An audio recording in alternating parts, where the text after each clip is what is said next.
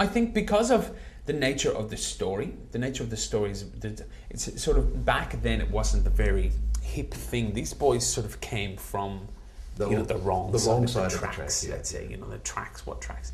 But they came from the wrong side of it. They were blue collar guys. They had no money. They had, they were fighting to stay, to keep at it. So they got the band together, rehearsals, practicing out in the street corner because there was a light and there was no one around them and they could actually sing and hear themselves and stuff, And so the thing is, it really isn't for an older generation, because the stories, it's actually a classic story. It appeals to everyone because of, it's like they were following these guys from when they were young right through until their, let's say, induction into the Hall of Fame.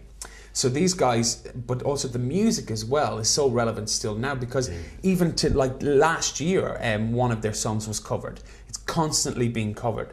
The song "Can't Take My Eyes Off You" has been covered by so many people, and you go online, you go on YouTube, you see so many different people that have done it. So these songs, it's a testament to the writing, really, because of the classic nature of it. A good song is a good song, whether it was done in the 60s or whether it was done yesterday. Jersey Boys works because its collaborators, those both on and off stage, found themselves in perfect harmony. And the 2006 Tony Award for Best Musical goes to Jersey Boys. There's this constant argument going on. Of course, it's our generation sort of, they don't write them like they used to. Does every generation say that, or do you really think that the current crop of writers are coming up with as great songs as Sherry? I think there are a lot of great songs out there like that, but I think I think it's the idea of, it's the media influence is what's changing music. And people have information now, they want it now, they get it straight away, they don't have to go to the store, they don't have to wait for it, they download it straight away to your computer, bang, it's all, everything that you want is instant.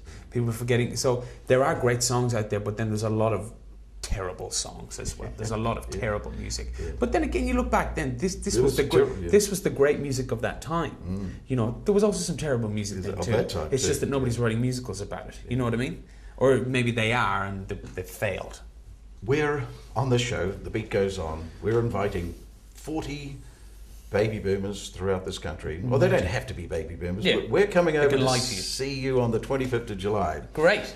That's fantastic. So we'll just be open and the show will still be fresh and it'll still be new and we'll still be discovering it. It'll be great. Why should these baby boomers come and see you on the 25th of July? Tell us about how. Because the show, I mean, first of all, I mean, we're talking about a show that has swept the awards wherever it goes. It won the award for Best Tony.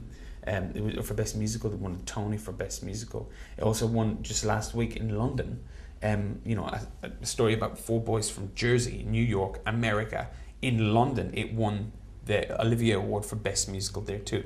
Also in the Tonys that year, in 2006, it was also nominated for Best Drama, which is really unheard of for a musical to be nominated for Best Drama as well as musical, and that's a testament to the book. The choreography is fantastic. It's really minimal but really stylized, very sharp. And then the music is just, I mean, there is no generation, there isn't, because everyone knows the music. Let's say it was reinvented again, and people don't realize it, but they just know the voice and they know all that stuff. They know all that. You did it. Yeah, I did it. Yeah. See, I'll always do it if I'm not asked to. Yeah. That's the thing. Yeah, so when they're singing me a song, I'm like, I'm always singing a song. Yeah. Nobody asks a plumber to come around and do some plumbing. That's right. Yeah, everybody do some plumbing. No.